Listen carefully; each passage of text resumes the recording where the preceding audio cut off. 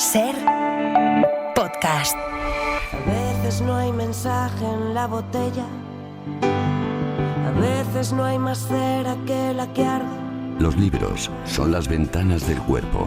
La vida se parece a un tatuaje de calaveras y estrellas. Los abres y a través de ellos entra en ti la luz. A veces el amor fue solo un juego, a veces fui de cara y salió cruz, pero tuve el valor de encender otro fuego y después de las sombras viniste tú. La ventana de los libros, con Benjamín Prado. Hola Benjamín, buenas tardes. Hola. ¿Cómo estás, amigo? ¿Qué tal? Como siempre estoy aquí contigo y con vosotros, bien. Dos cosas aquí con el fondo de música que tenemos. Rebeca Jiménez, que estuvo el viernes en la ventana de la música y escuchamos esta canción. Y el fin de semana en la Feria del Libro, que quiero saber cómo te ha ido. Pues me ha ido de cine. Fíjate que es la primera vez en mi vida que yo voy a la Feria del Libro sin tener una novedad. Pero no sabes qué cantidad, sobre todo de oyentes del programa, de la SER, del concurso de la Escuela de Escritores, de tu tarea, de Emma, me hablan de todos, de las secciones y tal. Y yo agoté prácticamente todos los libros, estaba muy feliz, muy contento, sobre todo porque ver que la gente te tiene cariño, a mí, lo siento, pero esas medallas sí que me las pongo. Me da igual que vender un libro más o menos, pero es que noto que la gente me tiene cariño, son muy buenos conmigo y se lo agradezco de corazón, la verdad. Pero es muy interesante lo que dices tú de que no está sujeta a la presencia de visitantes en la Feria del Libro, la novedad. Total. O sea, a lo mejor en Sant Jordi, por citar una cita así como muy reconocible, ¿no? Sí que está todo el mundo ahí pendiente de sacar algo nuevo, pero en la Feria del Libro tampoco funciona la cosa es así, que ¿no? yo creo que no solo, vamos. Tendríamos todos que remar un poquito hacia ese lado, ¿no? Sí. No estar tan entregados todo el rato a lo último, a lo que pasa, a lo de alrededor, sino lo de atrás. La cultura siempre es del pasado hacia nosotros, ¿no? De lo ocurrido hacia lo que está pasando, aprender de lo de atrás, ¿no? Y a mí me gustó mucho, me gustó tanto que este fin de semana voy a ir sábado y domingo, mañana y tarde, así que voy a reincidir, aunque sea cojo, voy.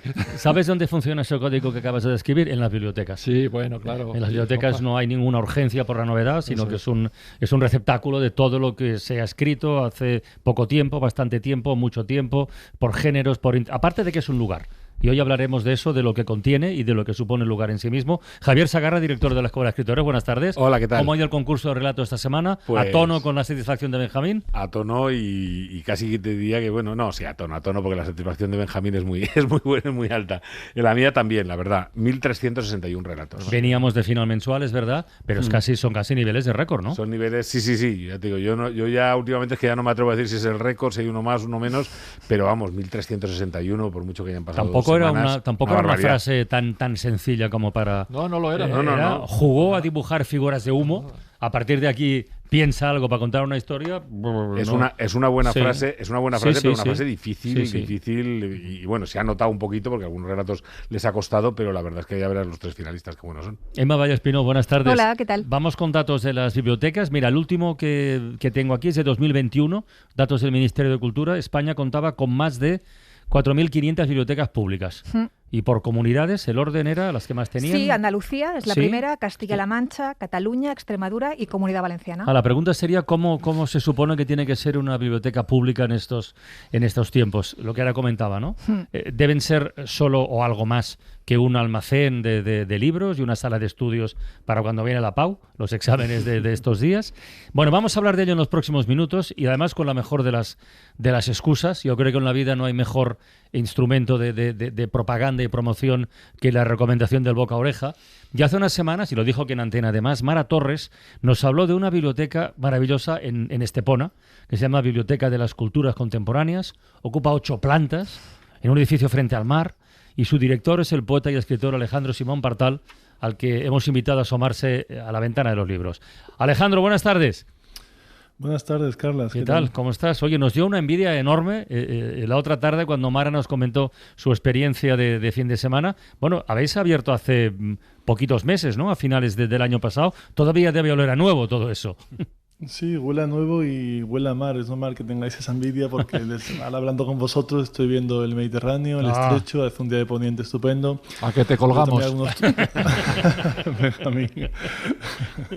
Y veo también algunos turistas, pocos y bien educados, bañándose y bronceados. Así que es un sitio estupendo y sí, abrimos, la biblioteca tuvo la apertura en noviembre del año pasado, se lleva menos de medio año en funcionamiento y bueno, pues la verdad es que se le está poniendo mucho corazón, mucha alma y de momento pues estamos satisfechos. Ya nos has dicho que ves desde tu ventana, pero por favor descríbenos cómo es la biblioteca. Pues la biblioteca, bueno, forma parte de un nuevo centro cultural que se llama Centro Cultural Mirador del Carmen. Es un proyecto diseñado, un edificio por un arquitecto malagueño, Salvador Moreno Peralta, que es Premio Nacional de Urbanismo. Es una persona muy íntegra y muy notable, un arquitecto muy reconocido, que ahora está un poco más enfadado porque su hijo es más famoso que él, pero es un gran arquitecto y también alberga un conservatorio, un auditorio y una bueno, su hijo es que Pablo Alborán, por eso entonces es difícil superar eso. Entonces, la biblioteca tiene un conservatorio, un auditorio y una sala de exposiciones, que ahora pues una exposición sobre el realismo madrileño, con Cristóbal Toral, Esperanza Parada, y bueno, la biblioteca consta, como decías, de 8 plantas. Y en esas plantas están distribuidas en una zona infantil, que es la primera, son independientes, la infantil y la juvenil, por eso del ruido y que puedan estar tranquilamente sin molestar demasiado. Y después hay zonas de estudio, de conferencias y talleres, un pequeño cine, una pequeña sala visual para 30 personas, una cabina para podcast y grabaciones de voz, para experimentar también con la voz, hacer radio. También hay una zona gamer para los videojuegos, para los chavales que por la tarde puedan, porque el videojuego es una parte indiscutible de la cultura, de la educación, y bueno, hay una zona para que ellos puedan estar un tiempo limitado, pero un tiempo suficiente disfrutando de videojuegos educativos y culturales, también un espacio de investigación. O sea que has optado por un modelo que va mucho más allá del contenedor, que está muy bien ser contenedor, sí, pero... Uy, no, yo he oído del contenedor totalmente. De hecho, una de las críticas que recibo y la acepto encantado es que, bueno, pues eso, que la gente está acostumbrada a más espacios de libro. Hay suficientes libros, creo, porque si se leen todos los que hay, yo creo que ya es suficiente como para tirar un poco en la vida, pero lo que no quería es que fuera un contenedor de cosas, sino un generador de vida. Eso es una cosa que cuando estaba pensándola y estaba montándola me parecía indispensable, ¿no? Borges decía hay que leer pocos libros, pero muchas veces, y eso también es importante, es decir, que no estén, que evidentemente los libros tienen que estar presentes y lo están, pero no tener estanterías llenas de enciclopedia que nadie usa, de tomos que nadie consulta, sino que cada libro esté pensado y cada libro tenga un sentido y un alcance, ¿no? Entonces, pues en todos esos espacios nos importaba más que la gente pudiera convivir, que pudiera vivir al hecho de ser un contenedor, un almacén, que la verdad es que para eso hay otros espacios.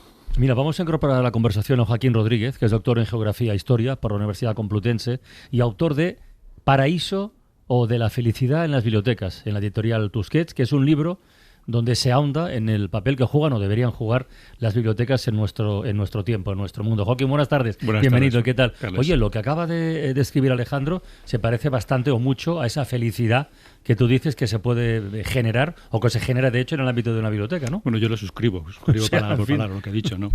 Y me encantaría estar en esa biblioteca cuanto antes. Así que... pero... El libro parte de esa famosa verso, ¿no? Por supuesto, de Borges, que todos conocemos, ¿no? Que en algún momento de su vida imaginó el paraíso en forma de biblioteca. ¿Quién al menos de nosotros no lo ha hecho alguna vez? Pero fíjate que esa forma de concebir el paraíso era muy elitista. Claro. Era de un lector letrado y era un círculo muy restringido de personas. Pocos de nosotros podemos concebir una biblioteca o disponer de una biblioteca en nuestros domicilios que sea ese paraíso o ese reducto. Pero fíjate que cuando terminé el libro y ya no había manera de introducir esa frase que podría haber servido como contrapunto, hay otro escrito, otro texto de Borges que dice que la alegría y la belleza y la felicidad son cosas muy corrientes y que a todos nos pasan en nuestro día a día y que en algún momento de nuestras jornadas transitamos por el paraíso. Y efectivamente es así, se trata de construir un paraíso para todos, donde quepan saberes, conocimientos de todos nosotros, ¿no? Donde el canon se expanda, donde no nos conformemos simplemente con las jerarquías tradicionales que son arbitrarias y son insuficientes. Es que me interesa mucho lo que has dicho al comienzo de tu intervención. Claro, las bibliotecas no siempre fueron un espacio abierto, poroso, sino que eran efectivamente un reducto, una especie de santuario para las élites del tipo que fueran. En realidad, hasta el siglo XIX, hasta la Revolución Francesa, son un reducto de unos pocos, ¿no? Es cierto que a lo largo de la historia lo que puedes comprobar, en el libro lo que trato es seleccionar alguna serie de episodios que me sigue vendiendo el conductor, ¿no? Y desde la Alejandría, que es una biblioteca mítica, mucho más mítica que real, ¿no? Porque ni había la cantidad de libros que se suponía que había, ni desde luego estaba ni frecuentada ni transitada por prácticamente nadie, excepto los Ptolomeos, que la fundaron, y 4 filósofos que paseaban por allí, pero poco más, ¿no? Ten en cuenta que los índices de analfabetismo eran del 99,190%, o sea, no había manera de utilizar aquel reducto. Pero luego, si vamos transitando a lo largo de la historia, te encuentras en la Edad Media, sí, con bibliotecas monacales, que sí empiezan a generar redes, ¿no? Redes de otros sabios más o menos interesados, que desde luego después en la Ilustración, eso sigue creciendo, la biblioteca del Renacimiento, ya generan verdaderas redes de corresponsales en todo el territorio de Europa, ¿no? Entonces se va expandiendo, aunque sigue siendo un círculo, claro, de expertos, pero fíjate que llegado a la Revolución Francesa, los revolucionarios de Talleyrand fundamentalmente al resto, hacen 2 cosas fundamentales. Uno, universalizar la educación y decir que inmediatamente tiene que ir vinculado a eso una biblioteca pública o escolar. Claro, ten en cuenta que todas las bibliotecas monacales inmediatamente se convierten en patrimonio público, se encuentran con el enorme problema de cómo indexan y cómo gestionan todo eso, ese patrimonio bibliográfico, no son capaces de hacerlo y esa iniciativa queda ahí estancada. También con el cambio del latín a las lenguas vulgares para que pueda leer la gente, ¿no? Claro, hay un montón de problemas efectivamente derivados de ahí.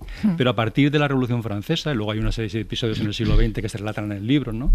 Desde el movimiento cartista, ¿no? Vinculado a la revolución industrial, la generación de la conciencia obrera, ¿no? De ese conocimiento compartido de las comunidades obreras que van generando bibliotecas de lectura pública, o como en Estados Unidos después también algún industrial adinerado, ¿no? Genera toda una red de bibliotecas públicas, la más grande que se haya conocido a lo largo de la historia, donde todo su patrimonio lo pone a disposición del pueblo, sin el pueblo en este caso, como palacios del pueblo, pero sin su participación, ¿no? Siempre de arriba a abajo, sin tenerlos en cuenta.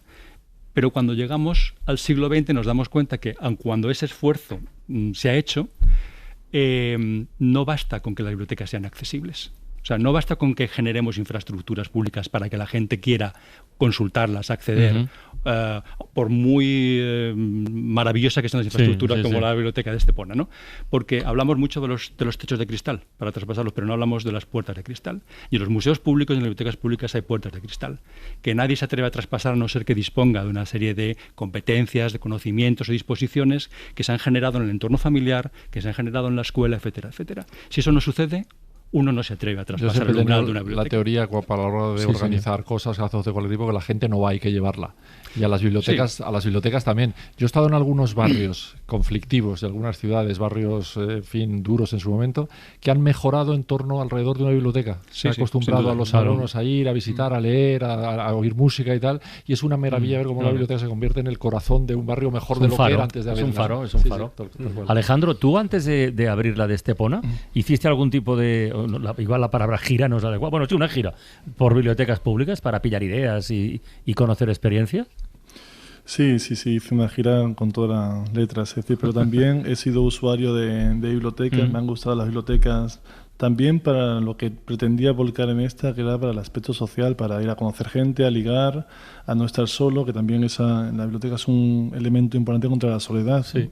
Entonces, pues sí, hice una gira, cuando supe que tenía que encargarme de levantar este edificio y hacerlo biblioteca, pues estuve en algunas de las que tomé ideas, de las que copié espacios, de las que pues me orientaron un poco hacia donde entendía que tenía que ser esta biblioteca, que es una situación, es decir, que no sea un sitio decadente ni un diseño narcisista, era como algo que tenía muy claro, ¿no? Es decir, que estuviese en equilibrio entre esas bibliotecas que tienen ese punto decadente, al final acaba siendo pues algo como una sala de estudio para opositores que son necesarias y tienen que existir, pero no es la idea de estos espacios, y tampoco una cosa narcisista que parece que te dé miedo tocar la alfombra porque la vas a manchar, ¿no? Entonces ese era el equilibrio de ese espacio, y me ha interesado mucho, por ejemplo, en Madrid ahí la Eugenio Trías es fantástica, sí, ¿no? en el Retiro, Esa es un ejemplo de luminosidad, de bueno, pues todo, ¿no? Sobre todo de esa parte de cuidar la luz, ¿no? Que sí, cristal, transparencia, sí, claro, claro. Sí, el centro Azcuna en Bilbao, fantástico también, el espacio de las artes en Tenerife es estupendo, las conchas de la biblioteca de Salamanca, Nina y Joao, que son dos trabajadores, bueno, Nina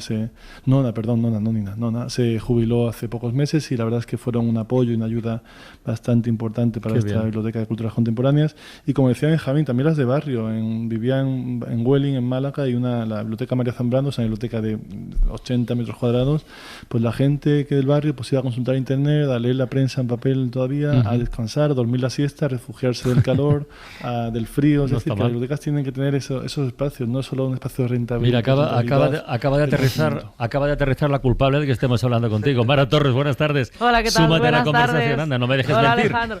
No, Hola, es que ¿Viniste he escuchado mucho de lo que estáis hablando, aunque como he tenido que ir al parking y al ascensor, igual me he perdido alguna cosa.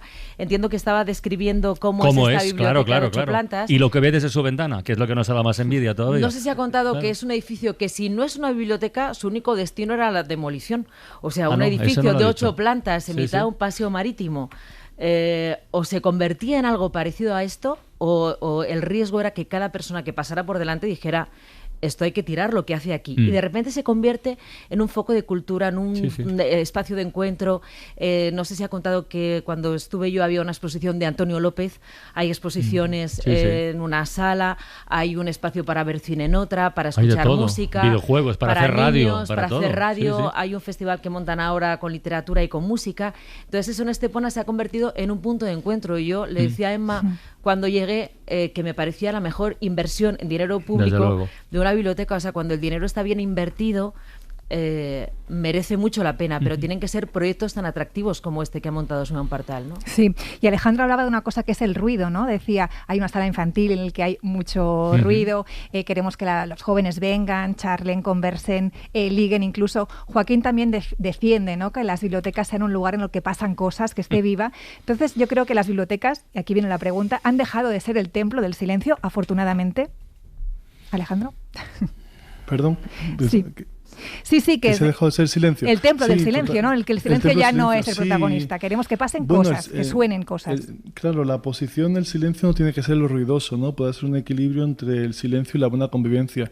Hay, como decía, otros espacios que son los silenciosos y que creo que hay que distinguir entre las bibliotecas, ¿no? Pero a mí me interesa mucho, pues, las bibliotecas que reúnan también a esos otros de nuestra ciudad que hablábamos, ¿no? A los nuevos que llegan de la sociedad, quiero decir, a los nuevos que llegan a la ciudad, a los viudos que también tienen, o a las viudas que también tienen el momento de encuentro, de sosiego, ¿no? A los huérfanos, a los extranjeros, a los divorciados, a los amantes del teatro. Es decir, que la biblioteca es de los pocos espacios públicos que permiten la entrada sin ninguna exigencia, incluso sin ningún objetivo ni intención. Es decir, que pocos sitios públicos puedes entrar tú hoy en día en el que no te exijan un papel, un documento, una utilidad, una intención de lo que vas a hacer, ¿no? Ese es de los pocos espacios. Entonces, creo que limitar eso al silencio, que el silencio, por supuesto, bueno, es el que vamos a hablar de, pero limitar a esa parte de la vida humana, la convivencia, me parece que es limitar demasiado. Por supuesto que hay espacios para eso, pero me parece más importante que haya lugares de encuentro, de comunicación, de diálogo, y que, bueno, y también, pues, es que realmente las bibliotecas ya no son el servicio prioritario de información, ¿no?, de la sociedad. La gente ya no va a las bibliotecas a informarse, ya no es una fuente de información, ¿no? Entonces se han transformado y, bueno, en el manifiesto IFLA UNESCO, que es de la Federación Internacional de Bibliotecarios, habla de la importancia de las actividades de alfabetización, ¿no?, los niveles de lectura y escritura, y relaciona estas actividades con el desarrollo de una sociedad democrática. Desde el silencio podemos ser más democráticos porque necesitamos comunicarnos, entender al otro y ver con los ojos de otro. Es que y por eso es importante. Es que ha hecho una cosa antes, Joaquín, cuando hablaba de los techos de cristal y de las puertas de cristal. Yo quería preguntarte, al hilo de lo que has dicho antes, entonces, ¿qué elementos de seducción, para convencer, tiene que haber en un proyecto de biblioteca? Alejandro ha dicho unos cuantos sin ninguna duda. Parece que ya hemos perdido la capacidad de querer seducir para este tipo de cosas, En mi opinión hay que cambiar de punto de vista. Es decir, solemos concebir la cultura o bien como espectáculo o bien como algo reverencial. La mayoría de nosotros lo hacemos de esa manera, ¿no? O pagamos por las entradas de un concierto o vamos a ver la exposición de Velázquez y guardamos una cola de 3 días. Pero la cultura es mucho más que eso. La cultura es algo participativo, es algo común. Son los saberes que todos compartimos con un propósito determinado. Por tanto, tienen el mismo derecho que cualquier cosa a formar parte del patrimonio de una biblioteca. Y por tanto, la biblioteca tiene que abrirse a todo eso. La biblioteca tiene que ser una biblioteca de todos los saberes, no solamente de los saberes de una élite determinada. Lo que no quiere decir, hay que tener mucho cuidado con eso, que cuando diseñamos una biblioteca contemporánea perdamos todo ese patrimonio previo, de ninguna de las maneras. Y hay que preservar los espacios de silencio, de lectura, de concentración y de trabajo, ¿no?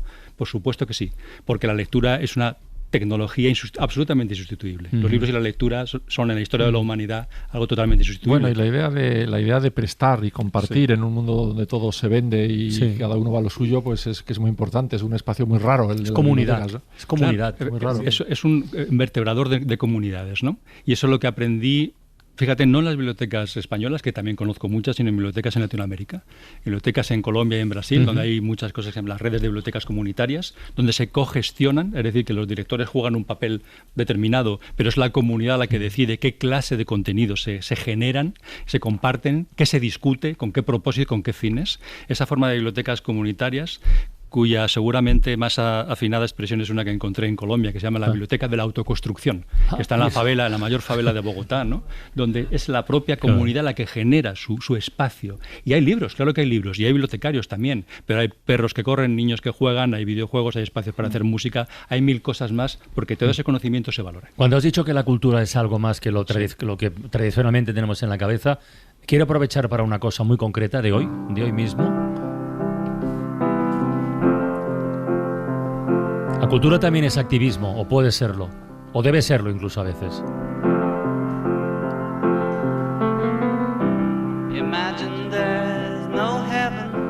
Más de 400 profesionales del mundo de la literatura infantil y juvenil, y ahí entran ilustradores, autores, libreros, editores, todos, entre ellos, Roberto Santiago, Jordi Sierra y Fabra, Chiqui Fabregat, en fin, la gente más potente y otra, han firmado un manifiesto contra el genocidio en Gaza. Y dices, ¿qué pintan aquí? Pues mucho, pintan muchísimo porque la cultura es algo más que lo básico. ¿Qué dicen en ese manifiesto? No queremos ser cómplices mudos de la matanza de miles de niños y civiles. No han muerto en trincheras ni en cuarteles, sino en sus hogares, escuelas, calles y hospitales.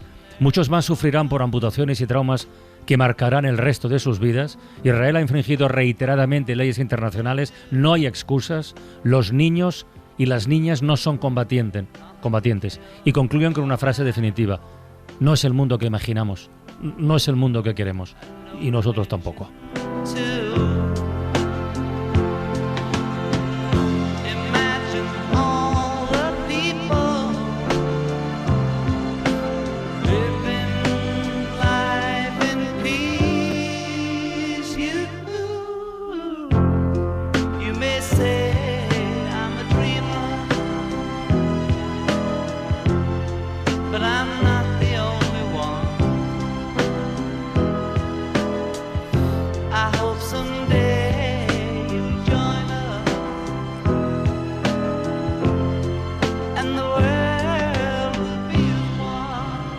En unos minutos vamos a abrir nuestro concurso de relatos en cadena, pero en esos minutos voy a ver si nos enteramos si queda alguna biblioteca en Gaza, que imagino que no.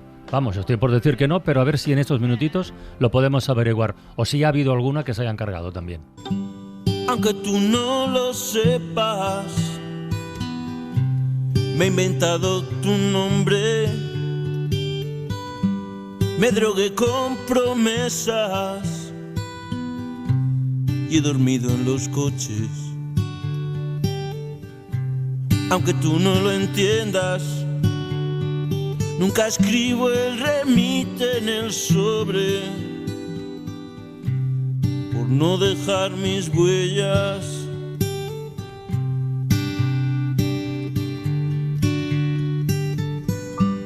Aunque tú no lo sepas. Aquí seguimos en la ventana de los libros. Hoy tenemos como invitados especiales a Alejandro Simón Bartal, poeta, escritor y director de la Biblioteca de Culturas Contemporáneas de Estepona, a Joaquín Rodríguez, autor de Paraíso o de La felicidad en las bibliotecas, y luego el equipo médico habitual, Benjamín Prado, Emma Valle-Espinós, Javier Sagarna, Mara Torres ya incorporada.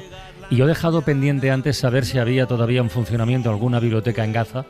Imagino que no. Lo que sí hemos podido mirar y descubrir o revelar es que antes de la ofensiva de esta cosa que está haciendo el ejército israelí, funcionaban al menos 10 bibliotecas en Gaza, que en otras campañas militares ya habían sido destruidas también, pero las vuelven a poner en funcionamiento. Ahora de momento no consta que ninguna esté activa.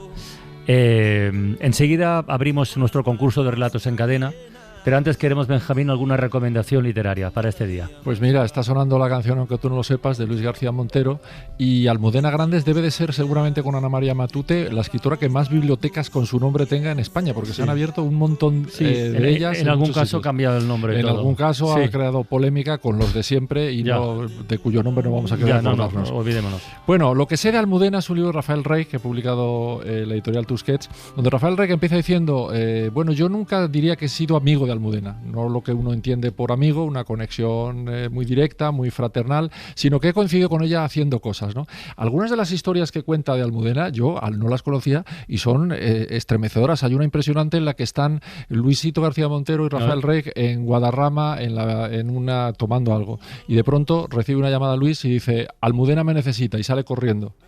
Y Rafael Rey sale corriendo detrás.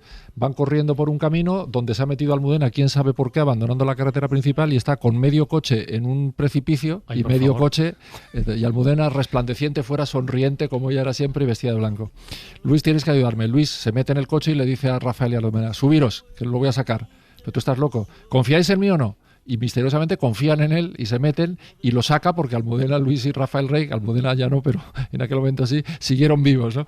Bueno, una persona como era Almudena, pues que puede llegar un día buscando documentación sobre una novela suya, meterse en un mercado donde las señoras dicen: anda, pero si es la Almudena Grandes, y seguir con un ejército de señoras con bolsas de la compra indicándole lo que quería saber, con esa naturalidad que tenía para hablar con todo el mundo, con esa cercanía, con esa sonrisa siempre presente.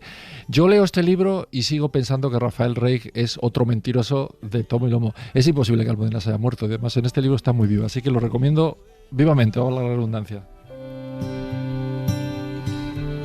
De que ya nunca estabas,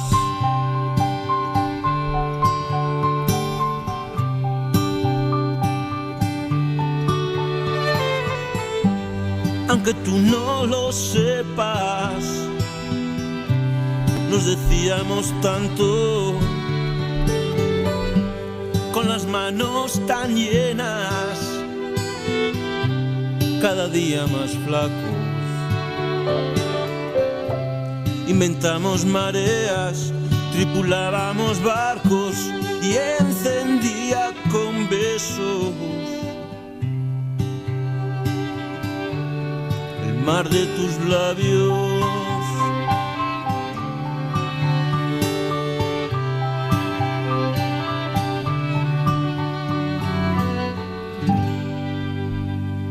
Vamos con otra recomendación, Benja.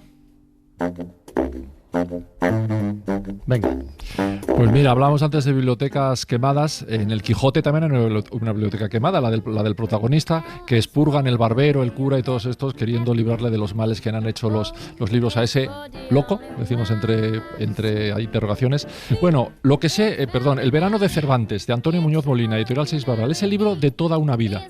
Antonio Muñoz Molina lleva toda su vida leyendo el Quijote, y en este libro lo que cuenta es cómo el primer ejemplar que llega a sus manos, no sé si chamuscado también de una hoguera de las que hacían en la Guerra Civil también los tarados de siempre contra los libros de los ilustrados, él tiene una edición del Quijote rescatado de algún fuego porque tiene las pastas quemadas, lo lee y es el libro que más ha leído a lo largo de su vida. Entonces en este libro él va contando, analiza cosas del Quijote, por cierto, cosas que uno no recordaba, y es que está muy bien ponerlas una detrás de otra. Por ejemplo, el hecho de que en el Quijote nunca hay un muerto. El Quijote nunca mata a nadie, pega lanzazos, golpetados, pero no hay muertos. Por ejemplo, el hecho de que Cervantes no llegó a ver el Quijote tal y como lo conocemos nunca, con las dos partes juntas, porque se publicaron después de muerto él, ¿no?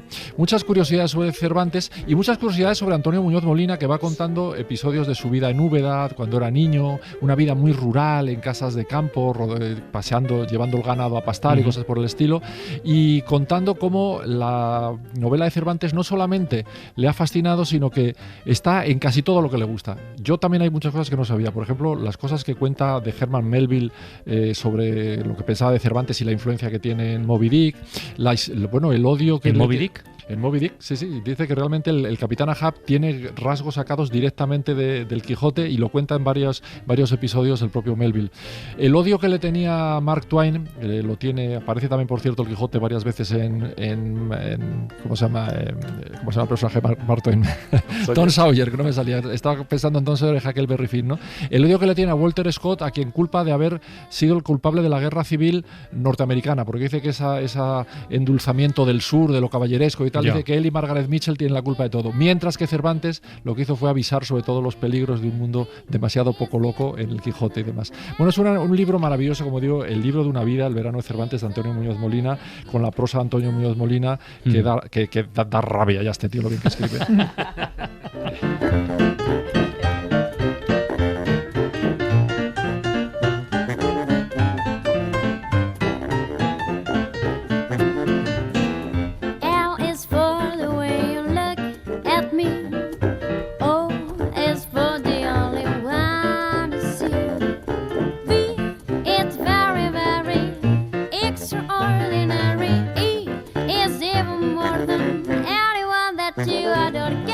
Bueno, ahora que a Benjamín se le ha pasado el ataque de rabia, podemos ya irnos a nuestra final semanal del concurso Relatos en Cadena.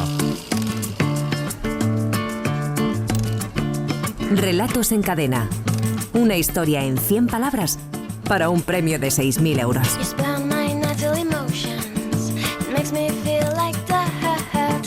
Recuerdo que esta semana la frase para construir historias era «jugó a dibujar figuras de humo». Y a partir de esta frase hemos recibido ni más ni menos que 1.361 relatos, con 3 finalistas, que son Gabriel Urchuoli, Esther Sanz y Jonathan Ruadez. Gabriel tiene 57 años, vive en Aledo, en Murcia, es amo de casa desde que se marchó al pueblo hace 15 años y es un conocido de este programa porque ha sido finalista semanal varias veces y la temporada pasada, Javier, ¿te acuerdas? Sí. Bueno, quedó tercero. Pero hizo podium. Hizo podium. Sí. Gabriel, buenas tardes. Muy buenas. ¿Cómo Carla, estás, amigo? ¿Qué tal? Pues de subidón, encantado de estar de subidón. Joder, qué bien. Semejante espacio. Hoy estamos con el tema bibliotecas, así como elemento de conversación. ¿Qué relación tienes tú con las bibliotecas, por curiosidad? Hombre, relación, como todo lector de toda la vida, siempre ha sido importante. Pero últimamente, mucho más, porque desde que vine a este pueblo, Aledo, que de verdad es un pueblo increíble, son 1.000 habitantes, y generan una actividad cultural descomunal, desproporcionada. Y uno de los culpables de esa actividad es el bibliotecario de Aledo, Miguel Gallego. Entonces tiene una biblioteca de verdad con una actividad asombrosa. Y además me he involucrado a mí últimamente y bueno, hemos planteado un concurso de microrelatos y algún mini taller de microrelatos he impartido ahí por iniciativa de él, que es un tío increíble y bueno, no hace más que intentar generar cultura y bueno, es maravilloso. Es grande lo que comenta Gabriel, porque estamos hablando de bibliotecas, pero los bibliotecarios y bibliotecarias, esos tienen también su peso, sin ninguna duda. Son los grandes del asunto. Exacto. Di Gabriel, dale. Vosotros fijaros, los viernes en Aledo hay cine gratis en un pedazo de auditorio que tienen, ¿no? Cine gratis. En pleno invierno, a las 9 vas al cine, te ves la peliculita y sales a las 11 de la noche y al lado del cine está pegada la biblioteca. Y yo flipé la primera vez que salí en pleno invierno, con frío, hace aire. La biblioteca a las 11 de la noche llena de chavales jóvenes, de adolescentes, porque Miguel les da pie a que hagan podcast, a que hagan actividades, a que, ¿sabes? Le tiene la biblioteca abierta. Entonces, claro, un pueblito tan pequeñito y ver la biblioteca a las 11 de la noche llena de chavales, dice, bueno, aquí pasa algo, ¿no? Ese es el paraíso de felicidad del que habla Joaquín en su libro. Gabriel, que tengas muchísima suerte, amigo. Muchas gracias. Esther Sanz tiene 65 años, vive en Valladolid, aunque es de Palencia. Está jubilada desde hace 4, trabajaba como profesora de física y química en un instituto. Esther, buenas tardes. Hola, buenas tardes. Hola, finalista semanal por primera vez, ¿eh? Por primera vez me estreno, sí. Oye, ahora que estamos estos días con lo de los nervios y todos los comentarios de las pruebas de la PAU, de la OBAU, como se llame ahora, ¿se echa de menos lo de dar clase o ya no? ¿Ya ha pasado tiempo suficiente como para haberlo metabolizado? No, yo lo echo mucho de menos. Y estos días me acuerdo mucho de los chicos, de cuando los acompañaba allí a la facultad a hacer los exámenes, y me pongo hasta un poco nerviosa por ellos, fíjate, desde casa. Claro, porque física y química no es de las asignaturas ligeras, precisamente, por el recuerdo que tengo yo, no es por nada. No es de las más ligeras. No. Esa cuesta. Esther, tu relación con las bibliotecas, nos ha contado Gabriel una historia maravillosa. ¿Tú frecuentas biblioteca pública, sí, no? Bueno, yo no tengo la relación que tiene Gabriel, pero sí que os quiero contar que estoy en... ahora lo tengo estas últimas semanas un poco abandonado, pero en un taller de lectura y en un instituto de Valladolid, y los libros nos lo proporcionan desde las bibliotecas. La persona que dirige el taller se pone en contacto con una biblioteca y buscan, todas las de Castilla y León están comunicadas, están unidas entre ellas. Entonces buscan para localizar los 20 y tantos, 30 libros que necesitamos para hacer el siguiente taller y para poder leer en papel con ese taller. Yo tenía un compañero de clase adicto a los suspensos que decía que el de la asignatura de física y química lo único que había entendido era la I.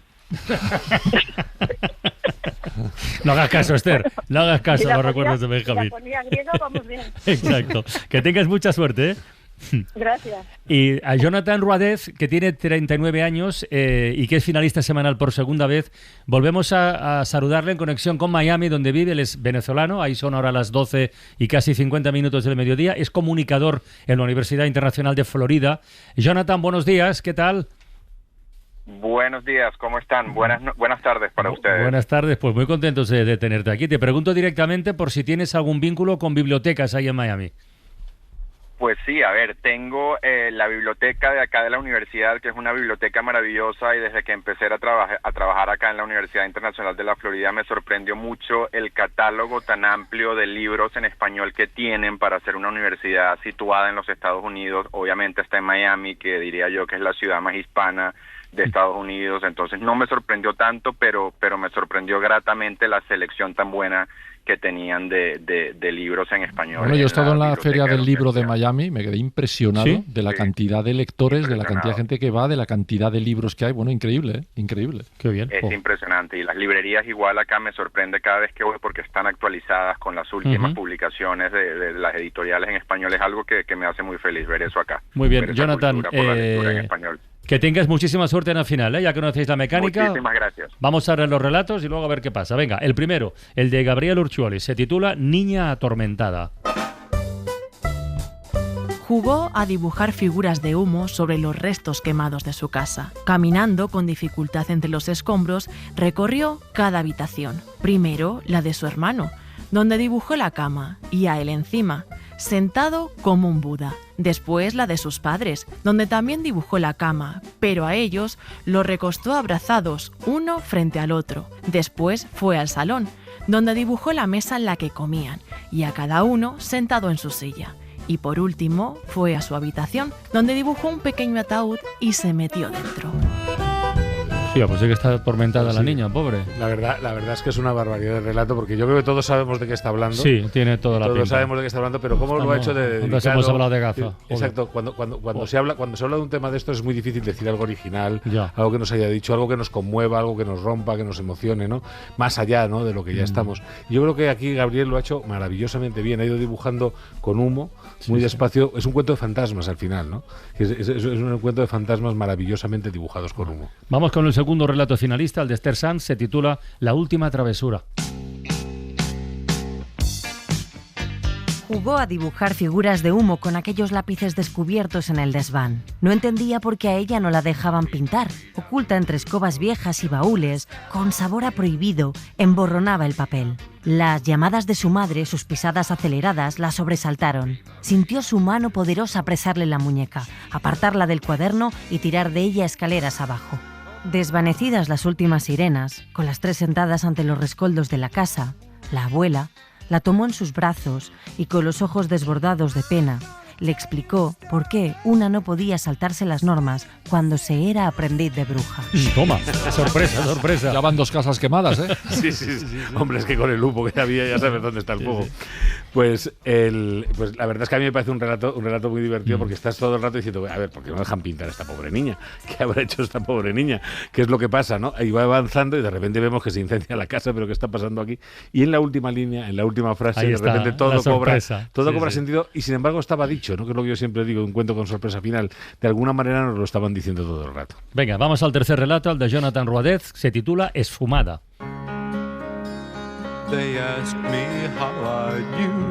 Jugó a dibujar figuras de humo. Al principio fueron anillos torpes y fugaces. Con los días hizo triángulos, cubos, jarrones y sillas. Al mes ensayó formas más complejas. Órganos, vértebras, animales. Creaba siluetas con una precisión que no tenía antes de dejar el tabaco. Lo había hecho por su mujer, que detestaba el olor, el aliento, incluso el gesto, aunque ni así pudo retenerla. Ahora que ya no estaba, había vuelto a fumar, primero para no aburrirse, luego para no llorar, y al final para poder dibujarla a caladas. Pero siempre se le deshacía antes de terminarla, como si tampoco así pudiera retenerla. Ay, qué penita, ¿eh? Qué penita, qué historia de amor, sí, bueno, de desamor sí, en este caso tan bien contada. Cómo vemos además el deseo de la recuperación, ¿no? Cómo va construyendo poco a poco, primero triángulos, cubos, luego órganos, vértebras, pero eso que añora, eso que ha perdido y que va perdido para siempre, ¿no? Que ya solamente es otro fantasma de humo, no consigue recuperar. Pues venga, vamos a votar. Primero los finalistas. Gabriel, ¿tú por quién has votado? Voté por este último, el de Jonathan, ¿no? Me parece que... Sí, el de Jonathan. ¿Y Esther, tú por quién? Yo también por el de Jonathan. ¿Y Jonathan, tú por quién votaste? Por el primero. Por el de Gabriel. A ver, Benjamín, te toca a ti. Yo voto por los 3. Venga, hasta el viernes, hasta luego. Está muy bien. Ya. Venga. Pues no sé, por el de Gabriel, sí, por el de Gabriel, pero vamos, me gustan muchísimo los 3, la verdad. Bueno, pero el de Gabriel. Sí, venga. Emma. Yo el segundo, el de Esther. El de Esther. A ver, nuestros invitados, Joaquín Rodríguez, ¿cuál de los 3 creo que son muy buenos los 3? Creo que me inclinaré, sí, por la historia de amor evanescente de Jonathan. Por Esfumada. Alejandro Simón Partal, ¿cuál de los 3 te mola más? Pues difícil, pero quizá el segundo, el de Esther. Muy bien. Vamos a destacar ese. ¿Sagarna? Pues yo por Gabriel, y su niña es atormentada. Y queda Mara, ¿no? Sí, y yo también voy a votar por Gabriel, con mucha dificultad, la verdad, porque es que está hoy complicadísimo. Pues Gabriel, felicidades. Ole. Otra vez. Te acabas de colar en la final mensual de nuevo. Y Esther y Jonathan, felicidades a los dos de verdad, ¿eh? Los relatos son buenísimos. Ha sido dificilísimo. Bueno, venga, a ver, Javier, deja de ver para la próxima semana. No va a estar mal la frase. Dibujó un pequeño ataúd y se metió dentro. Ostras. Dibujó... Esto promete. No, que es impactante, es impactante. Sí, impactante, ¿no? Esto para empezar. Dibujó un pequeño ataúd y se metió dentro. Tiene hasta el próximo jueves a las 12 de la mañana para enviar sus microrelatos a través de la página web de la Escuela de Escritores, escueladeescritores.com. Mara Torres, esta noche el Faro, ¿de qué va? El Faro accesorio. Faro accesorio. No es que el Faro sea accesorio, sino que se hablará de cuestiones relacionadas por ejemplo, Antome Ana, ¿con qué accesorios puede jugar un futbolista? Quiero hablar con Martirio, que hizo del accesorio mucho más que un símbolo estético. ¿Cómo era aquello? Con el chándal y el qué. Con el chándal y mis tacones, arregla pero informa. Vente arriba, Mara Torres, venga. Bueno,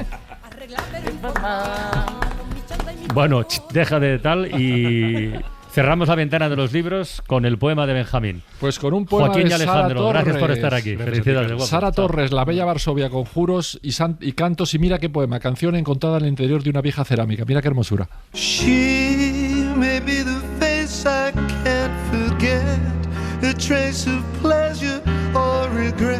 Cuando vuelvas, mis brazos se extenderán para recibirte. Diré secretamente, con temor a ser oída. Ella regresó de la noche, la que mal me amó. Regresó de la noche, la que tanto bien me hizo. La Ventana, en Ser Podcast. En La Ventana acontece, que no es poco, un relato personal de la historia, con Nieves con Costrina, Cadena Ser.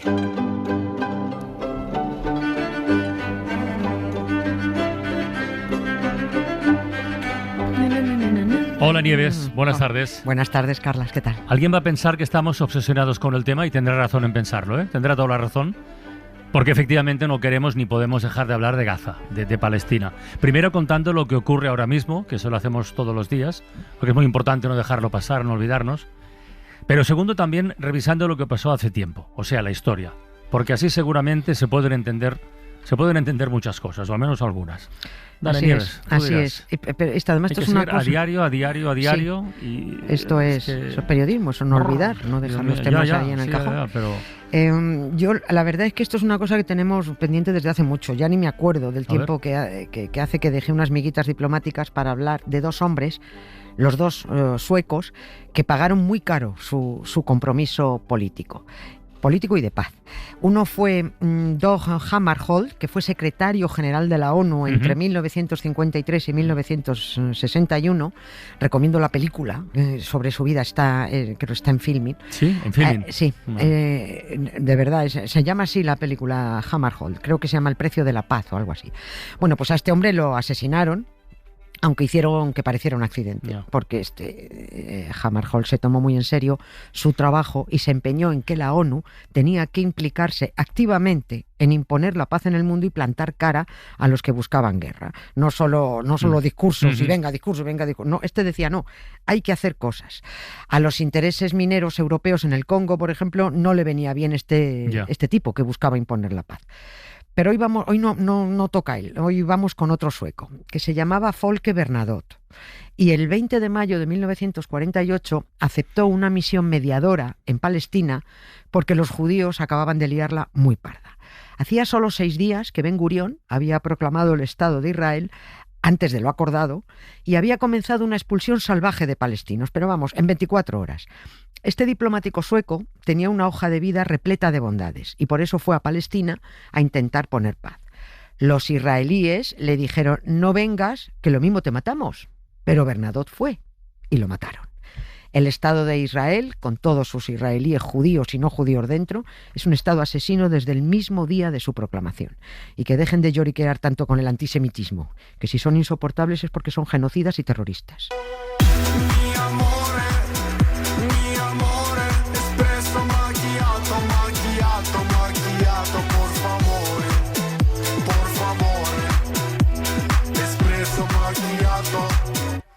Espresso macchiato. Vamos a conocer primero a este hombre, a Folke Bernadotte. El apellido es también el de la familia real sueca, que no sé si tendría algo que ver con ella.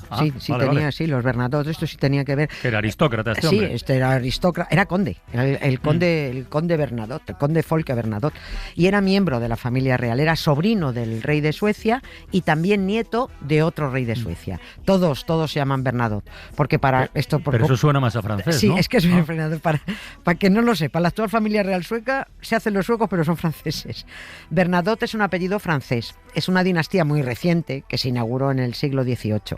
La inauguró Napoleón Bonaparte, encajando en el trono a uno de sus generales que se llamaba Jean-Baptiste Bernadotte, al que este tipo acabó coronado como Carlos XIV de Suecia. A mí me hace gracia porque tenía nombre de chofer o de mayordomo de Castillo Francia. Jean-Baptiste Tremonté, pues eso me suena. En realidad fue el gobierno de Suecia, en un intento de llevarse bien con el Bonaparte en aquella época en que el Bonaparte estaba invadiéndolo todo, y el gobierno de Suecia aceptó que Napoleón colocara a uno de sus generales como sucesor del rey que tenían, entre otras cosas porque Carlos XIII estaba muy cascado y no tenía descendencia. Y de aquel general napoleónico viene el actual rey de Suecia, que también se apellida Bernadotte. Al francés, al que abrió esta dinastía, al francés se le recuerda como un buen rey sueco, pero una leyenda urbana dice que cuando murió se le descubrió un tatuaje que se hizo, claro, en plena Revolución Francesa, cuando era republicano, y que decía muerte a los reyes. La vida está llena de contradicciones. No sé si sería cierto. Oye, ¿quién le encargó a este hombre la misión de poner paz en Palestina? Sería la ONU, me imagino, ¿no? Claro, era la ONU. Este hombre era un gran diplomático, pero no solo porque fuera astuto en la negociación, sino porque era un hombre con palabra. Menos con los nazis, que a esos los supo trampear muy bien. Consiguió una entrevista con Himmler para negociar la liberación de prisioneros escandinavos. Y Bernadotte, que era vicepresidente de la Cruz Roja sueca, acabó sacando a 21.000 personas, no todas escandinavas, de los campos de concentración nazis. Entre ellas, paradójicamente, a unos 7.000 judíos. También se obsesionó mucho con liberar a mujeres de los campos. En fin, que hizo una labor encomiable, y cuando terminó la guerra, además de que a su casa de Estocolmo no paraban de llegar centenares de muñecas bordadas por las mujeres a las que había liberado, recibió una felicitación del Congreso Judío Mundial, recibió la Gran Cruz de la Legión de Honor de Francia. Aquí las condecoraciones se las damos a las hijas del rey, por el gran mérito de haber llegado vivas a los 18 años, sin haber roto nada. En fin, que Folke Bernadotte acaparó un enorme prestigio diplomático, y cuando se creó la ONU tras la guerra fue el candidato ideal para intentar pacificar la zona de Oriente Próximo. 1, 2, 3, 4.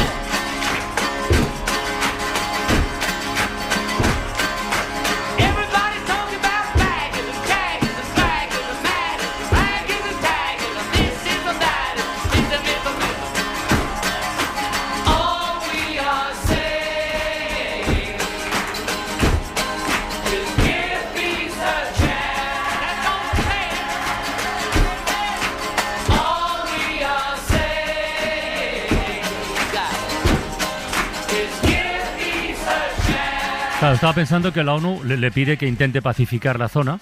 Coño, pero fue la propia ONU la que puso en bandeja el conflicto cuando decide la partición de Palestina, ¿no? Ahí la Eso lía. ya está analizado muchas veces, pero está bien recordarlo también. Es que hacía solo 6 meses que la ONU la había liado, pero bien liada, votando la partición de Palestina y regalando a los judíos una tierra que no era suya, pero en la que llevaban metiéndose a codazos desde el siglo XIX con la excusa de que se le había regalado Dios nuestro Señor. Y ahí siguen, ¿eh? Ahí siguen. Hoy, ahí 2025, siguen. ¿no? Claro, mismo. claro, ahí están. La mala conciencia de estadounidenses y europeos por la inacción internacional con el holocausto nazi llevó a la ONU a regalarle a los judíos algo a lo que no tenían derecho. Pero esa misma mala conciencia, fíjate, no la tuvieron los países europeos con los pueblos árabes, a los que habían prometido la creación de un gran reino árabe por la ayuda que prestaron a los aliados durante la Primera Guerra Mundial. O sea, no solo les mintieron, es que encima los franceses y los británicos se repartieron la gobernabilidad de los territorios de ese gran reino árabe que nunca les dieron. Es que te pones a analizar y dices, mira, a mí me parece que ya han tenido hasta demasiada paciencia. Así que cuando encima la ONU les regala a los judíos una tierra que no tenían derecho a regalar y los judíos se dedican a expulsar a palestinos, ahí es cuando Siria, Líbano, Arabia Saudí y Egipto se levantaron en defensa de Palestina en cuanto Ben Gurión proclamó el Estado de Israel el 14 de mayo. Y esa es la misión que aceptó Folke Bernadotte aquel 20 de mayo, una misión de paz. ¿Y cómo se desarrollaron aquellas negociaciones? Bueno, ¿qué hizo este hombre así de entrada? Pues mira, Bernadotte se reunió primero con sirios, libaneses, saudíes y egipcios, y consiguió, con un hombre con mucho prestigio, y consiguió arrancarles el compromiso de una tregua de 4 semanas. Vamos a parar esto, vamos a hablar. Vale, paramos. Eso le dio aire para redactar a Bernadotte una propuesta de paz, que era la partición en 2 estados, Jerusalén para los árabes y algo muy importante que exigió, el derecho de los árabes a regresar a su hogar palestino, de donde los acababan de expulsar los judíos. Porque es que Bernadotte, desde que llegó a Palestina, es que no había parado de ver columnas de miles y miles y miles de personas saliendo expulsadas de sus territorios, arrojadas de Palestina por aquellos invasores judíos. Decía, pero bueno, ¿por qué están hechas? Les recordaban las columnas de cuando él estuvo negociando con Hitler, les recordaba la columna de gente, y él, esos palestinos que vio salir, pues también le conmovieron mucho. Por supuesto, la propuesta de Bernadotte no les gustó nada a los judíos y no hubo acuerdo.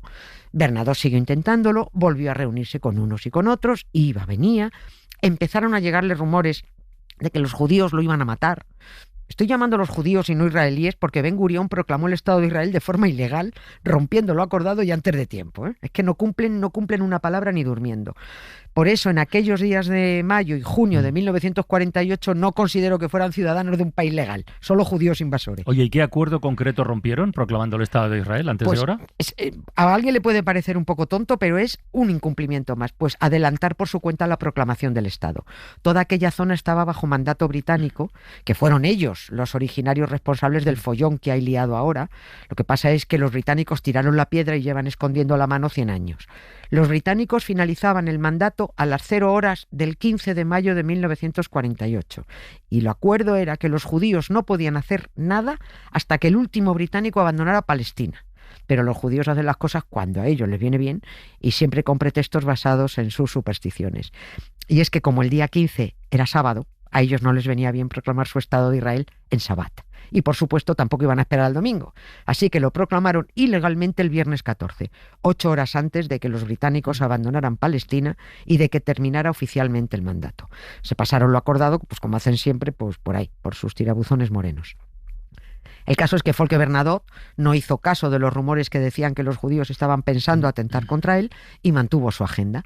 El 17 de septiembre de 1948 tenía prevista una reunión en Jerusalén y antes de volar allí recibió, pues llamémosle un aviso, una advertencia del gobierno israelí. Le decían que si aterrizaba en el aeropuerto árabe de Calandia, que está entre Jerusalén y Ramallah en Cisjordania, pues que hombre, que se arriesgaba a ser derribado. Tú has hecho una advertencia. Esto parece más bien una amenaza en toda regla, ¿no? Bueno, es que fue conociendo a esta gente, es que fue una amenaza. Pero el diplomático no se arredró. Su misión era conseguir la paz en la zona y estaba dispuesto a no parar. Su avión aterrizó sin incidentes en el aeropuerto de Calandia, llegó a Jerusalén. Los judíos le recibieron con pancartas que decían: Estocolmo es tuyo, Jerusalén es nuestro, trabajas en vano. Ese fue el recibimiento. En Jerusalén se reunió Bernadotte con varios miembros de la ONU y hasta con una mujer judía de las que consiguió salvar en 1945. Y a la vuelta hacia el hotel, en coches de la ONU, perfectamente identificados, un jeep militar israelí les cerró el paso. De allí se bajaron terroristas del grupo Lehi y ametrallaron al mediador Folke Bernadotte, que iba acompañado por un héroe de guerra francés, al que también dejaron en el sitio. Por supuesto, los israelíes hicieron algunas detenciones, condenaron el atentado diciendo más o menos: cachi, qué mala suerte, qué barbaridad, cuánto lo sentimos. Nunca facilitaron los nombres de los asesinos materiales que supuestamente habían detenido. Luego concedieron una amnistía para que todos salieran libres. Y fíjate que años después, el cerebro del atentado, el líder del grupo Lehi, llegó a primer ministro israelí. ¿Quién era? Yihad Shamir. Anda. Ese señor. Son peores que jamás. Estos son los que se quejan. Bueno, pues al final al mediador Folke Bernadotte le fue más fácil negociar con Himmler que con los judíos. La Asamblea de la ONU, en agradecimiento a Folke Bernadotte por sus esfuerzos de paz, aprobó en aquel mismo 1948 la resolución 194, en donde se recoge la exigencia que hizo Bernadotte a Israel, o sea, el retorno de los refugiados palestinos. Y hoy, 77 años después, la ONU sigue sin saber hacer su trabajo. Todo es palabrería e Israel continúa haciendo las mismas canalladas que empezaron a hacer el mismo día de su proclamación como Estado.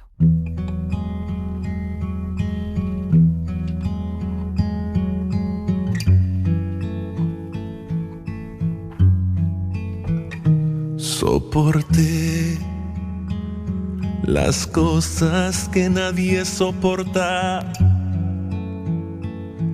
la pena del que a nadie importa, y todavía sigo en pie.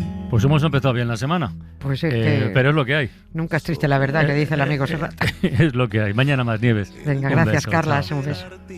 La Ventana, en Ser Podcast.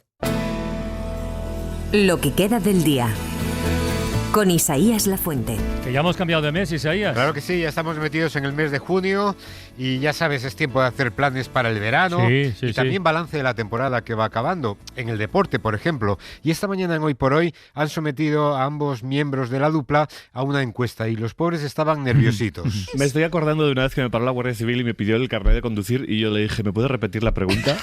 Bueno, va a ser fácil de entender. Es muy importante que no os dejéis llevar por vuestros colores. Mejor jugador de la liga, Isco o Giuliano Simeone. Isco o Sancet.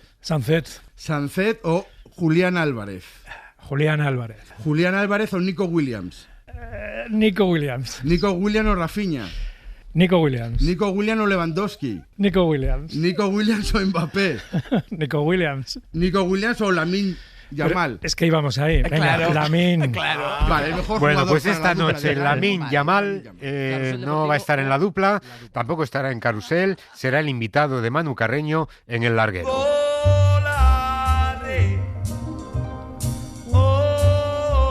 Y decíamos eso, que es tiempo de hacer planes, pero con los planes hay que tener mucho cuidado. Facua ha denunciado ante la Fiscalía General del Estado el presunto fraude cometido desde la web 7vuelos.com, una supuesta agencia de viajes que se ha volatilizado cuando se ha destapado el asunto. Jordi Fábrega nos lo contaba. Y que lo que hacía era ofertar durante un periodo de tiempo muy corto, durante horas o incluso en algunos casos minutos, estos vuelos muy baratos para incitar así a los usuarios a que compraran de manera impulsiva y sin poder hacer muchas comprobaciones. Eran viajes que habitualmente son caros, como mencionabas, a Tokio, a Dubái, Nueva York. Y en la serie hemos recogido los testimonios de algunas de estas personas que han sido engañadas. Pues a mí han sido 999, que era el viaje a Nueva York. Dejemos el viaje a Nueva York y claro, eran 999 euros. Yo cogí el paquete para ir a Nueva York en septiembre y me cobraron 999 euros. Que han volado. Y hemos hablado en La Ventana con Rubén Sánchez, que es el secretario general de Facua, que nos hablaba de estos posibles estafadores. El viernes olía a estafa, a delito de estafa, olía o ya lo vemos clarísimo, porque nadie ha dado señales de vida. Por tanto, Fiscalía podría abrir la investigación, podría determinarse que efectivamente hay indicios de ilícito penal. Otra cosa es si hay capacidad de dar con los estafadores o con los posibles estafadores. Bueno, están los estafadores y después está también una quincena de influencers que han contribuido al engaño, seguramente sin saberlo, nos decía Rubén. Aquí el gran problema han sido los influencers y eso de prestarse a publicitar un negocio que, bueno, era nuevo, nadie sabía nada de él y prestarse tan alegremente como hacerlo sin hablar con nadie, sin tener datos suficientes, yo creo que es una imprudencia, bueno, que los ha convertido en colaboradores sin pretenderlo de un delito y ahora también la Fiscalía tendría que preguntarles a ellos y a las agencias a través de las cuales se ha contratado, oiga, ¿y ustedes con quién hablaron? ¿Cuáles eran los datos? ¿Qué información les dieron? Bueno, buscando con esas pistas saber quién hay. Pues nada, los influencers y los influidos han de tener o hemos de tener mucho cuidado. Aunque tú no lo sepas, me he inventado tu nombre. Hay otros ámbitos más amables y seguramente más seguros, ¿no? Hemos hablado hoy en La Ventana de los libros, hemos hablado de las bibliotecas públicas y ha estado con nosotros Alejandro Simón Partal, que es poeta, escritor, director de la Biblioteca de Culturas Contemporáneas de Estepona, en Málaga, que nos decía que las bibliotecas, al menos la que él dirige, no son meros contenedores de libros. Yo he oído del contenedor totalmente. De hecho, una de las críticas que recibo y la acepto encantado es que, bueno, pues eso, que la gente está acostumbrada a más espacios de libro. Hay suficientes libros, creo, porque si se leen todos los que hay, yo creo que ya es suficiente como para tirar un poco en la vida. Pero lo que no quería es que fuera un contenedor de cosas, sino un generador de vida. Borges decía que lee pocos libros, pero muchas veces, y eso también es importante. Es decir, que no estén, que bueno, que evidentemente los libros tienen que estar presentes y lo están, pero no tener estanterías llenas de enciclopedia que nadie usa, de tomos que nadie consulta, sino que cada libro esté pensado y cada libro tenga un sentido y un alcance, ¿no? Entonces, pues en todos esos espacios nos importaba más que la gente pudiera convivir, que pudiera vivir al hecho de, bueno, de ser un contenedor, un almacén, que la verdad es que para eso hay otros espacios. En estas bibliotecas públicas estudian muchos de los jóvenes que estos días se enfrentan a la prueba de acceso a la universidad y algunos lo cuentan después en las redes y algunos de estos testimonios nos ha traído esta tarde Pilar de Francisco. Ahora se graban muchos vídeos de TikTok en bibliotecas. A partir de mañana empieza la PAU, la pesadilla antes de la universidad para mucha gente. Así lo están contando. A ver, para la gente que haga la PAU... La Pau me la pela. Buah, no, en serio, ahora sí, hoy sí me pongo sí o sí porque es que voy fatal. Mi cuerpo físicamente está aquí, pero mi mente no lo está. Yo estoy en verano, tumbada en la playita, la piscina. Yo aquí no estoy. Claro, si es que disociaciones cognitivas. Tu cuerpo está, pero tú no estás. Tú estás ya pues como una tortuga bebé corriendo al mar. Es como van a salir toda esta gente. Bueno, pues más o menos están así algunos. Sin llegar a lo que ha dicho la primera de las estudiantes, eso de que la PAU se la pela, esta mañana debatían en el abierto de Hoy por Hoy sobre esta prueba de acceso a la universidad y Antón Losada tenía esta opinión. Yo es que soy bastante escéptico con respecto a la propia PAO, ¿no? Con respecto al concepto de que haya que hacer una prueba de acceso a la universidad después de haber hecho un bachillerato, de haber hecho una serie de cursos, tener un currículum, una serie de notas y profesores que te han ido evaluando a lo largo del tiempo, y ahora vas y tienes que hacer un examen donde básicamente lo que resuelves es un problema que tienen las universidades a la hora de cómo repartir alumnos dentro de las diferentes facultades y dentro de su oferta educativa, ¿no? Esta es la opinión de Antón Losada. Mariola Urrea tenía otra bien distinta. Bueno, yo tengo una visión totalmente distinta. Hay que recordar que el mapa de la educación secundaria y el bachillerato en España es muy plural. Hay centros públicos con unos niveles de exigencia más o menos armonizados, hay centros concertados y hay centros privados. La única prueba que se rige bajo unos criterios homogéneos para todo el mapa español y que exige también criterios de corrección y niveles de exigencia también armonizados para todo el mapa español es esta prueba.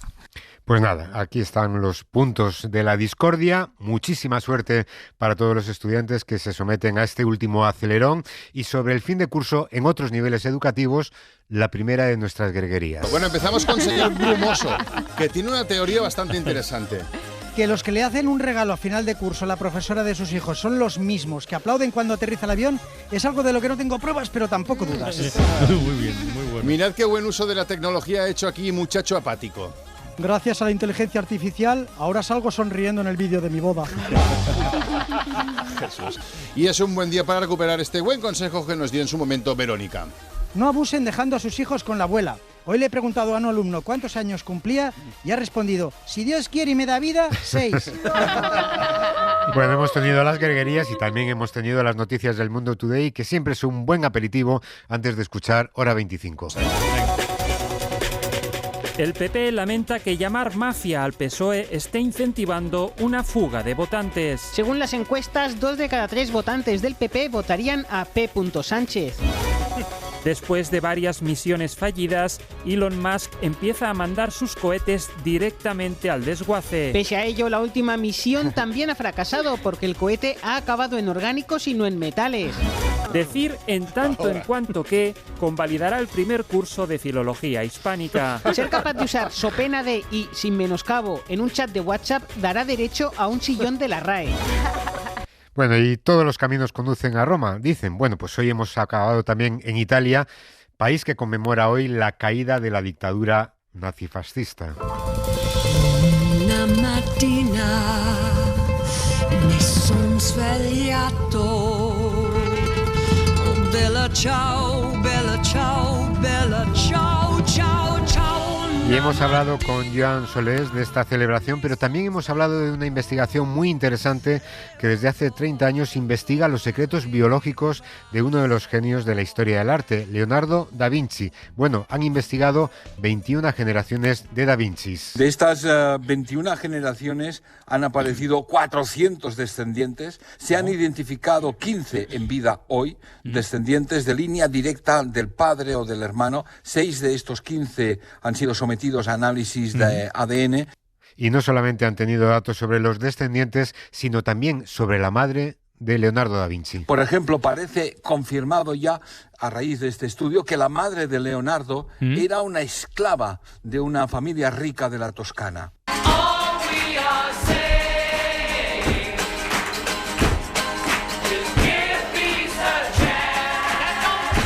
Y hoy Nieves con Costrina nos ha llevado hasta el 20 de mayo de 1948, fecha en la que fue asesinado un diplomático sueco que buscaba la paz en 1948 en Palestina. Se llamaba Folke Bernadotte y el 20 de mayo de 1948 aceptó una misión mediadora en Palestina porque los judíos acababan de liarla muy parda. Hacía solo 6 días que Ben Gurión había proclamado el Estado de Israel antes de lo acordado, y había comenzado una expulsión salvaje de palestinos, pero vamos, en 24 horas. Este diplomático sueco tenía una hoja de vida repleta de bondades, y por eso fue a Palestina a intentar poner paz. Los israelíes le dijeron, no vengas, que lo mismo te matamos, pero Bernadotte fue, y lo mataron. Eso en 1948, y estamos en 2025, y la guerra sigue allí. Y la guerra de Ucrania, pues enquistada también. Pero no nos atrevemos a entrar en ella, nos ha dicho Tony Martínez. Ayer Ucrania bombardeó posiciones rusas hasta en el carnet de identidad. De todas maneras, de la guerra de Ucrania no voy a hablar mucho porque, como sabéis, nosotros somos prensa del régimen sanchista y la presidenta de la Comunidad de Madrid explica que la prensa del régimen sanchista dedica más minutos a hablar de alguien de su entorno que de la guerra de Ucrania, que no se cuenta. Toda la prensa del régimen organizada para dedicarles más minutos a cualquiera de las personas que nos rodean que a la propia guerra de Ucrania, que la verdad está ahí y no se cuenta. ¡Ay! Nadie habla de la guerra de Ucrania para poder hablar del novio de Isabel Díaz Ayuso. Es una conspiración y deben tenerlo ellos muy interiorizado porque he leído en este fin de semana, bueno, desde el viernes, en muchos medios de comunicación que el susodicho... ¡Ay, qué cosas tiene mi novio! Le dijo eso mismo al juez. Le dijo, es que se habla más de mí que de la guerra de Ucrania. Se ve que ellos lo hablan en casa, en el ático. Es que al final se habla más de mí que de la guerra de Ucrania, tú. Y tal cual lo piensan en el ático, va uno y lo dice al juez... y va otra y lo suelta en un mitin. Bueno, pues no nos gusta nada hablar de la guerra de Ucrania, pero hablamos mucho de la guerra de Ucrania y hablamos mucho con nuestros oyentes. No puedo vivir sin ti. No podemos vivir sin ellos, ellos tampoco sin nosotros. Tony Martínez está recogiendo testimonios sobre en qué circunstancias nos escuchan y los especialistas han hablado con otros oyentes que nos escuchan, pues como Loles Lelón, por ejemplo. Loles Lelón. Loles Lelón, vale. De los Lelón de Zamora, sí, de toda la vida. De los Lelón de Zamora de toda la vida. Bueno, ¿qué haces mientras escuchas el Todo por la Radio? Yo hacer el amor. Muy bien, amor ¿no? con mi Qué bien, marido. mira, qué bien. Me encanta que sea así, con tu esposo. Ahí porque mi marido y yo estamos buscando un bebé. ¿Está escondido? Y con el TXR tengo comprobadísimo que ovulo muchísimo. No sé qué tiene la ventana. ¿Tú estás segura? Quiero decir, hay una opinión médica. Siempre hemos hecho el amor escuchando la ventana y tenemos ya 14 hijos. Joder, 14. Los 3 primeros hijos son de Sardá. ¿Vale? Los otros 6 de Gemma Nierga. 6 hijos de Gemma. Y ya con Francino tenemos 5. Y vamos a por el 6. A por el sexto, así ¿no? Que, bueno, sé de lo que hablo. Sí. Bueno, como te haga padrino Loles, Francino, por favor, no te va a dar el sueldo. Bueno, y hoy en La Ventana hemos tomado café con el director y el protagonista de la película Sirat, premio del jurado en Cannes. Es una historia de un padre que junto a su hijo busca a otra hija desaparecida en una rave en el desierto de Marruecos. Sergi López interpreta a ese padre, nunca tuvo duda de aceptar el papel, dijo sí a tope en cuanto leyó el guión. Sí a tope, sí a fondo, sí hasta el final. Sí, a ver, es que fue bastante fácil, es bastante banal. A mí me llegó un guión, yo me lo leí y tenía todo lo que esperas, que es que no tiene nada de lo que te esperas. Aceptó el papel y solamente le puso un pero al director. Es verdad que también le dije, yo me voy contigo al desierto si quieres a rodar esto, me encanta. Pero también le dije que hay una parte de dolor extremo y profundo que yo digo, esto no creo que lo pueda hacer, no lo sé hacer, no sé si hay alguien que lo pueda hacer, no sé si se puede. Yo pensaba cuando era pequeño que los actores aprendían a actuar y lo hacían bien, y punto. Y en esta película te das cuenta de que hay cosas que no eres tú, que tú no puedes actuar una cosa, pero que si te ofreces, si te abandonas, si de alguna manera saltas al vacío, tu cuerpo igual tiene respuestas que tú no tienes, ¿no? Y esto es una epifanía. Bueno, él asumió el reto que le propuso Oliver Lasse, el director, que, nos ha dicho, también asumió otro reto temerario. La dimensión del servicio está siempre en mi trabajo y siempre diálogo con el público. Lo que pasa es que, luego no me quiero engañar, obviamente. Tengo fe en un determinado tipo de cine. Creo que es un cine que puede impactarle, que puede tocar dentro de él, que puede rascar en su interior. Y bueno, al final hay algo temerario en asumirme. Es un salto al vacío, ¿no? En este tipo de película, la habéis visto, eso es muy temeraria, ¿no? Muy temerario era también trabajar con actores no profesionales, porque todos lo son, salvo Sergi López. Me conmueve, yo creo que al espectador le conmueve. Y poner una cámara delante de alguien que no tiene experiencia delante de la cámara... es que es muy bello, ¿no? Y hay una magia ahí. A él le conmueve esa magia de trabajar con actores no profesionales y también nos ha contado que lo que busca es conmover a los demás. Esto es lo que él propone como artista. Sí, a ver, yo creo que los artistas hoy tenemos que dar buenas noticias. Tenemos miedo en la sociedad, hay angustia, y yo creo que nosotros que tenemos la capacidad de conectarnos a algo que nos serena, pues transmitir esa serenidad, ¿no? Yo soy una persona que juzga mucho y hoy en día fiscalizamos todos mucho y bueno, cuando hago mi trabajo intento no cometer el mismo error y bueno, al final me gusta la gente y veo vasos comunicantes entre gente muy diferente, ¿no? No sé, al final parto de la base de que el ser humano estamos un poco todos rotos de alguna manera, tenemos como una herida esencial, inicial y la peli lo que propone es esto. Esto es una comunión, a partir de lo que decía Oliver Lasse, que todos efectivamente estamos rotos. Peliculón, Sirat va a ser uno de los títulos de la temporada sin ninguna duda. Sin duda. Estamos rotos de una u otra manera, por uno u otro motivo, pero rotos o no rotos, hay que seguir y por eso mañana abrimos otra vez la ventana. Un beso muy grande y mucho ánimo. Adiós. Adiós. Para no perderte ningún episodio, síguenos en la aplicación o la web de la SER, Podium Podcast o tu plataforma de audio favorita.